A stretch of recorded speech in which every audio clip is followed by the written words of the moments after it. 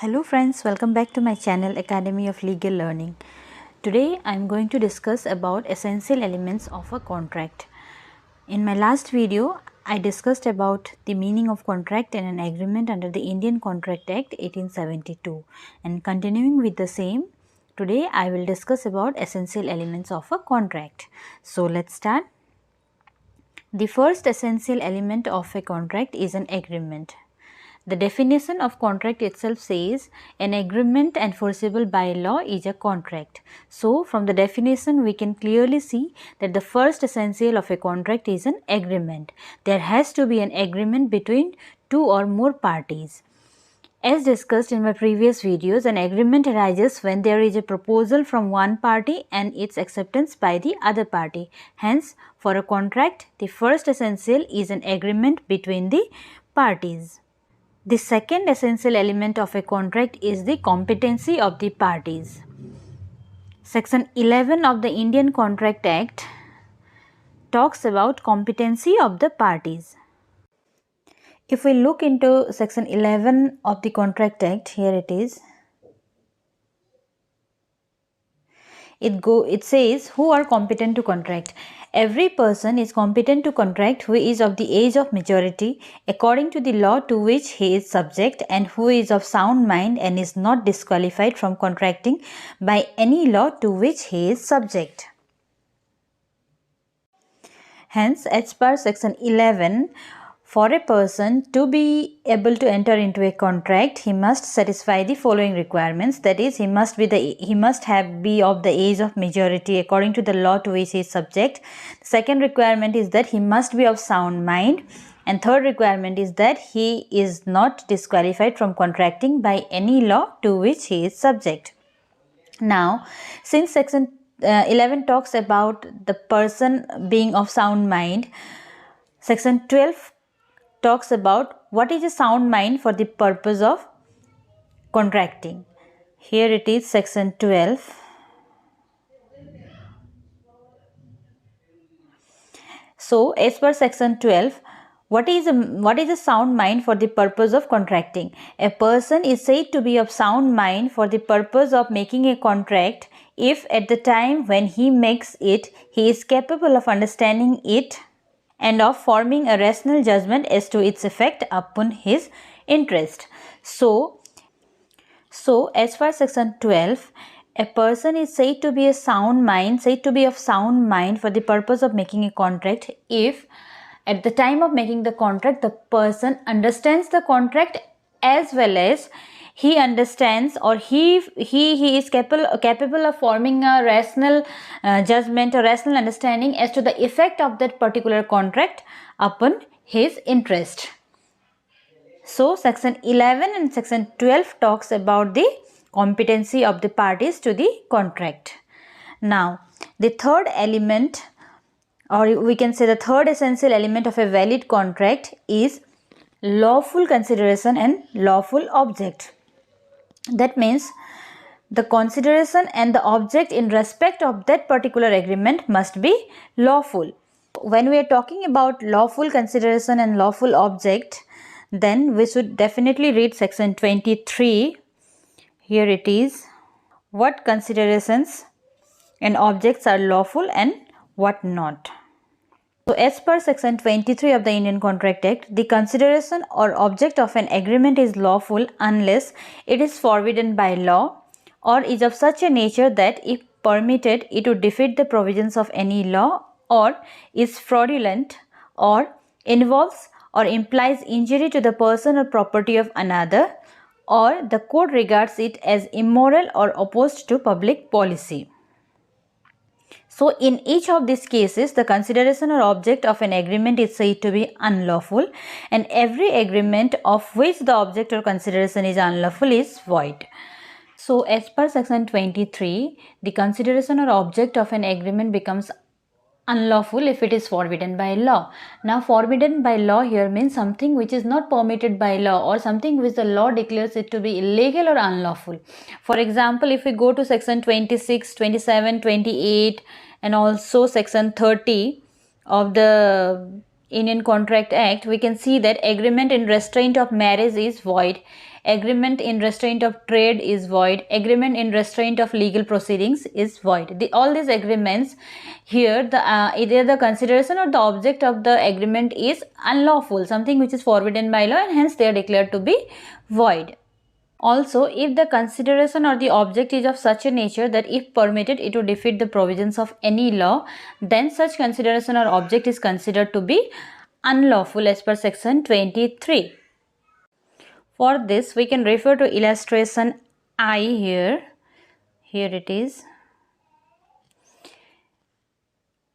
So in this illustration, we can see that a person is declared as a defaulter and his estate is being sold for the arrears of revenue, and A is prohibited from purchasing the property. Now A and B enters upon an understanding, and then here on behalf of A, B becomes the purchaser and agrees to convey the estate to A upon receiving from him certain amount of money.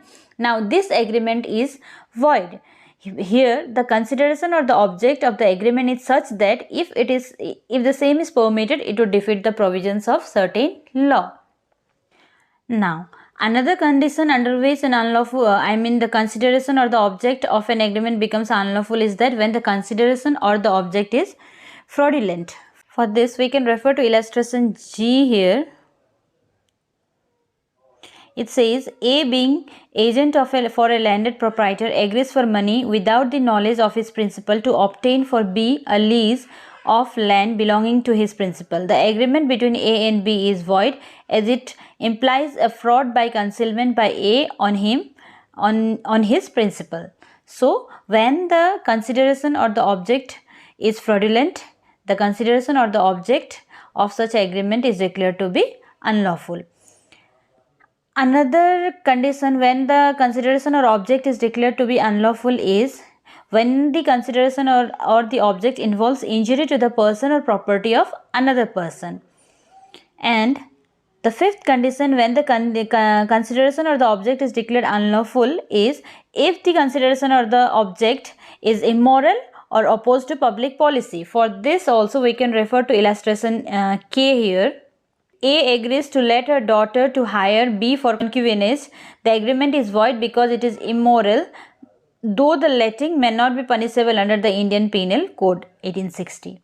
So, when the consideration or the object is forbidden by law, when the consideration or the object of the agreement is such a nature that if permitted it would defeat the provisions of any law, when it is fraudulent, when it involves injury to the person or property of another person, or when it is immoral or opposed to public policy. Under these circumstances, the consideration or object of an agreement becomes unlawful.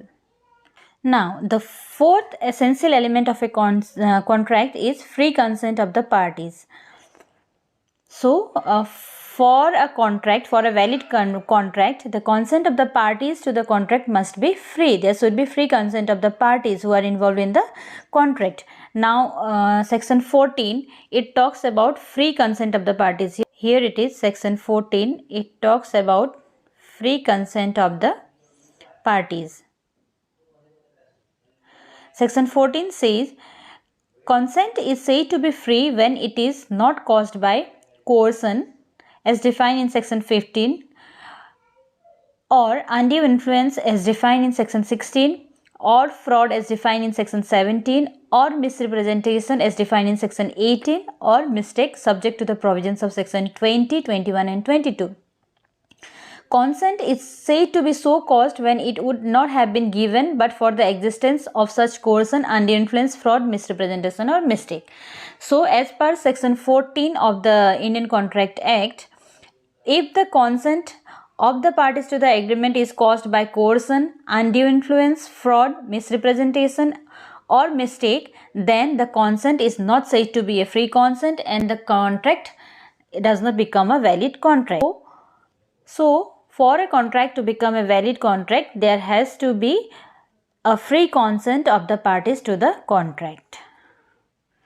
The fifth element of a contract, of a valid contract, is that the agreement must not be one which are declared to be void. That means the agreement between the parties must not be void agreement.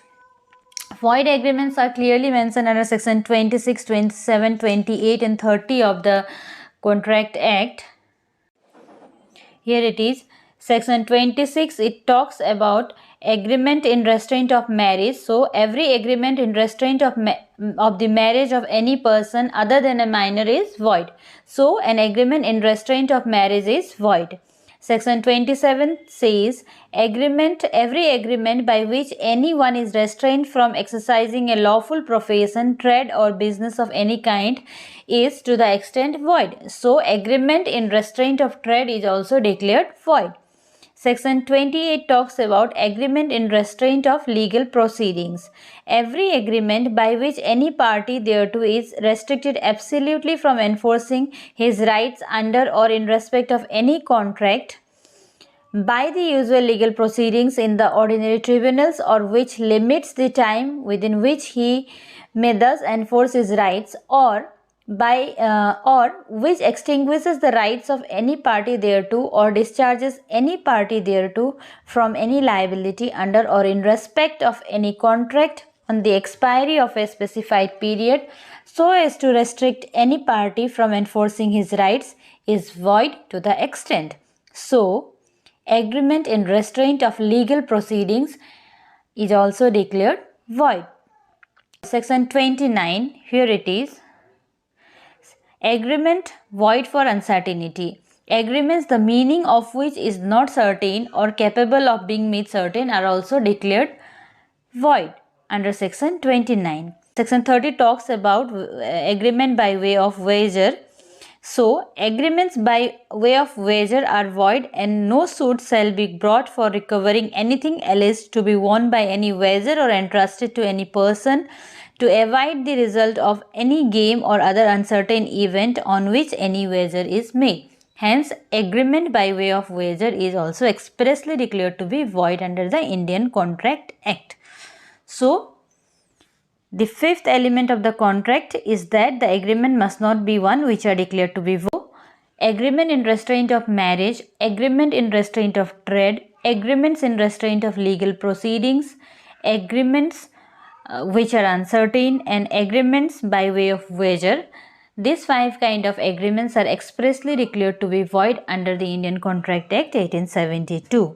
So friends, these were the five essential elements of a contract under the Indian Contract Act. So for your understanding, I am once again repeating the essential elements of a contract in a nutshell. The first essential element of a contract is an agreement. That is, there has to be an agreement between the parties. The second essential element of a contract is the competency of the parties. That is, the parties must be competent to contract.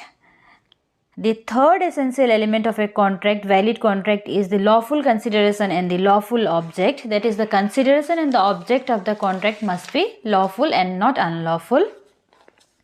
The fourth essential element of a contract is the free consent of the parties. That is, the parties who are entering into the contract must give their consent, must give their free consent.